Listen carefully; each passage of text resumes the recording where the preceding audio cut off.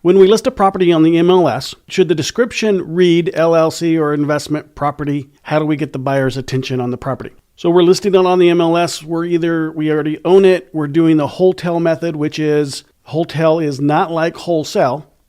So wholesale is we're getting a house under contract. We're explaining to the seller that we're going to immediately start marketing the property. We're going to take that property and put it on the MLS, even though we do not own it. However, we are going to buy it before we sell it. So we're not selling the agreement, which is what a signing is, and we're not going to sell it at a reduced value. We're going to sell it at 100% of as-is value. So what entices folks on the MLS to look at your property? Well, the reality is in the description, your agent is going to put all the little stuff about the house, what the house includes, square footage, bedrooms, bathrooms, whatever it is that they can explain.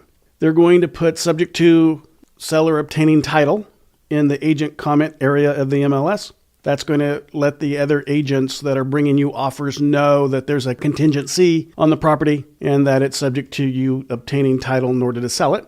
You want that. That's important so you don't put yourself on the hook if you in fact cannot buy it for some reason from your seller. If you don't have that clause, then you'll be obligated and you'll want to put that in the contract as well. But we'll go over all that in the coaching program. If you want to learn how to do all this stuff, maximize your returns, take a look at the coaching program.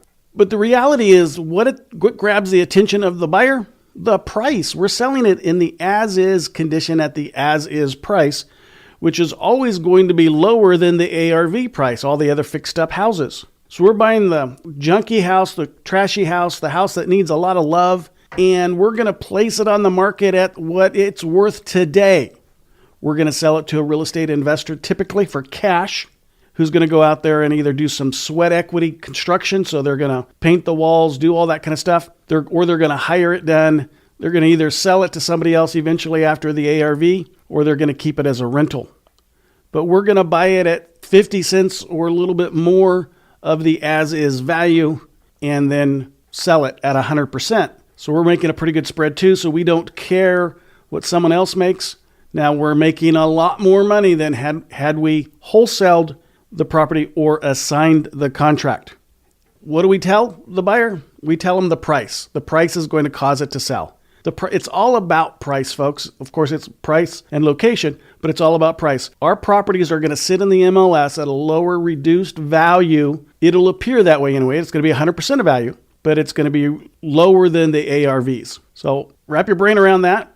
Buy houses and sell them for the full value. Do not give your houses away.